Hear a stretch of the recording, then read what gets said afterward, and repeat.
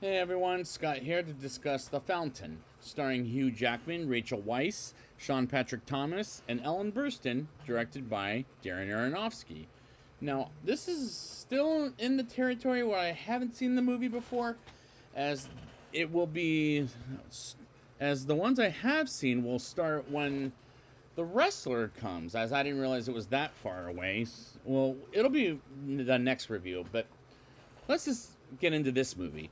A 16th Spanish consecrate. Wait, how do you say the word? Conquistador named Tomas Verde, played by Hugh Jackman, is sent out to deep jungles of South America to find the elixir. I don't know if I'm saying that right. Please forgive me. Of life that was purported to come from the Fountain of Youth, springing forth from a tree atop a Mayan pyramid, where a fiercely fought a Mayan high priest as he's in New Spain finding a band of Mayans to gain access into the pyramid after two companions fled after being trapped by the Mayans, where he is attacked by the Mayan priest as Tomas is captured by the Mayans and put forward in front of the priest, who engages with him hand-to-hand combat at the top of the pyramid, where the priest cuts through Tomas' stomach, as he was sent by Queen Isabel I of Castile, I don't know if I'm saying that right, played by Rachel Weisz, on the quest, as we intercut to a similar looking man as he's in a tall tree glass. And I swear to God, I thought he was mumbling to a point I didn't understand a word from the character. Tom Creo, also played by Hugh Jackman, said, as he gets annoyed by his wife Izzy, also played by Rachel Weisz. And this is a beautifully shot movie as far as the cinematography is concerned. Tom sees Izzy as his wedding ring is missing, and we get Izzy leaving while Manny gets Tom saying Antonio, played by Sean Patrick Thomas, is coming in, and they perform surgery on an ape because he's a doctor and gets frustrated, and he looks to a light as he realizes to a tree they have in the lab to heal the ape. And Dr. Lillian Guzzetti, I don't know if I'm saying that right, played by Ellen Burstyn, comes in to talk with Tom, and she says take some time off and spend some time with Izzy, and the characters are interesting to watch. Tom looks for Izzy and finds her outside throwing a snowball at him while looking at the planets on the telescope while she's barefoot in the snow, which could lead to frostbites. And they get inside somewhere that I believe is a brain, with Tom inside the glass, and we move on to Izzy in the bathtub while she's afraid because she's feeling different. And I'm very confused as to what she's talking about, as it'll be explained later in the film.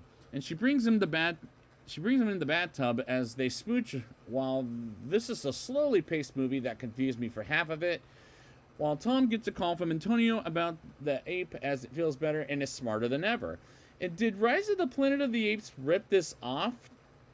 As did this movie, and did that movie pull this off, and did that movie pull this off, but in that movie better than this movie, which felt a little weird for me, as this is a weird movie from start to finish, in my opinion.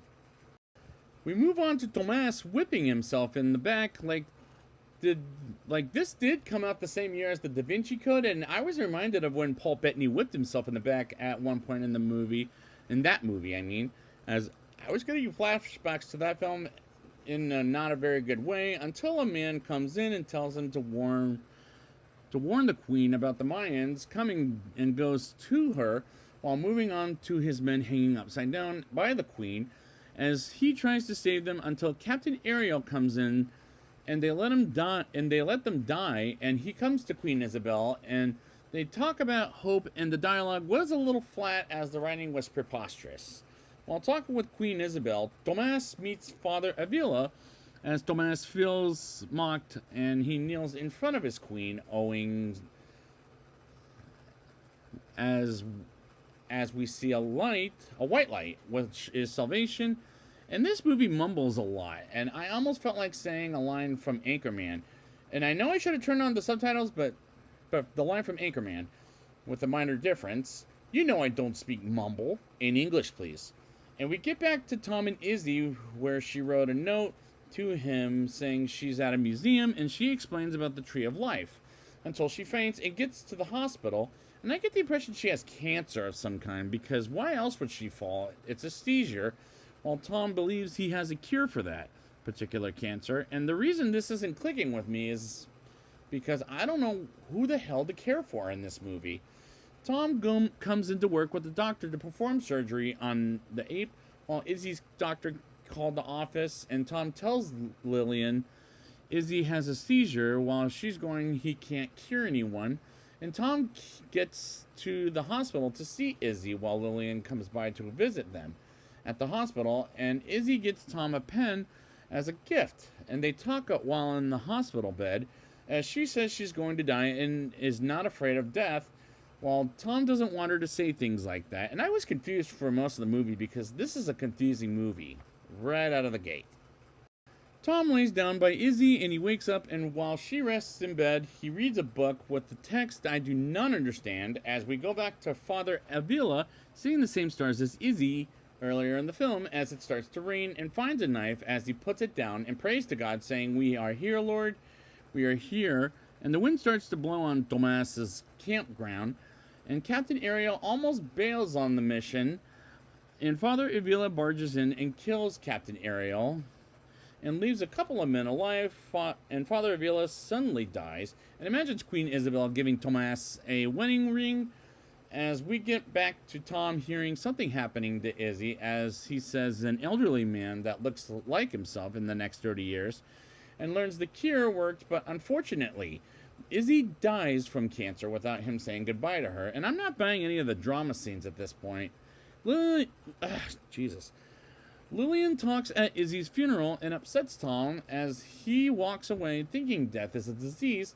And director Darren Aronofsky does have a stunning visual with the shots, and Tom pokes himself to bleed with his pen Izzy gave to him because he's depressed and cries for her. And Tom comes in after Izzy's funeral and tells Antonio and others he's fine, and let's get to work. And suddenly the lights get brighter and brighter, and sees himself by the tree in a brain, and sees Izzy in his head, and it makes me think he's not fine while he's still missing Izzy like crazy. And this just feels so damn depressing, as this is melodramatic. Tom thinks of how sorry he is for Izzy while climbing up the tree and seeing Tomas's death, and suddenly we see he becomes a god as he kills his killer with a fire sword and sees the tree while it's growing flowers, and it heals him like a snap of a finger. And the white stuff from the tree, I swear to God, I thought was cream. And see Queen Isabel as well as putting on her ring, and the tree grows from Tomas's stomach, which was something I have a phobia of a long time ago and eventually got over it, as he's in a bubble and puts the ring on, and Tomas starts having the power of the gods and suddenly dies, as we see Izzy with a pinned plant of some kind, and Tom buries it and hears Izzy's voice in his ear. And the climax was very confusing, but how confused was I? Let's talk about it. I'll give this movie a 5.9 out of 10. This is a beautifully shot movie as far as the cinematography is concerned, while the characters are interesting to watch, as this is a slowly paced movie that confused me for half of it. And did Rise of the Planet of the Apes rip this off in 2011? Because this came first in 2006, and did they pull the ape story better than here, which felt a little weird to me, as this is a weird movie from start to finish. The dialogue was a little flat as the writing was preposterous, and these characters mumbled a lot in this movie, and I know I should have turned on subtitles. I might have to do that next time if I ever revisit this. And I felt like saying the line from Anchorman, you know I don't speak mumble. In English, please. And the reason this isn't clicking with me is because I don't know who the hell to care about in this movie. While sometimes I wasn't buying any of the drama in some of the sad scenes, and I was confused for most of it, because this is a confusing movie to begin with. Director Darren Aronofsky does have a stunning visual with the shots, but the plot was confusing as hell, and I wanted to like this better than I did. But at the end of the day, this is a mild recommendation for this movie. While this is one of Darren Aronofsky's films I probably won't return to unless if I have to catch up with it, but not just on my spare time, as this felt so damn depressing. But at the same time, I don't care for the characters because they seem too melodramatic. But at the end of the day, it was alright. That's all I have to say about it. So I'd like to thank you guys for joining me, and next time I will be back with The Wrestler, with Mickey Rourke getting his Oscar nomination. And until then, do not get confused.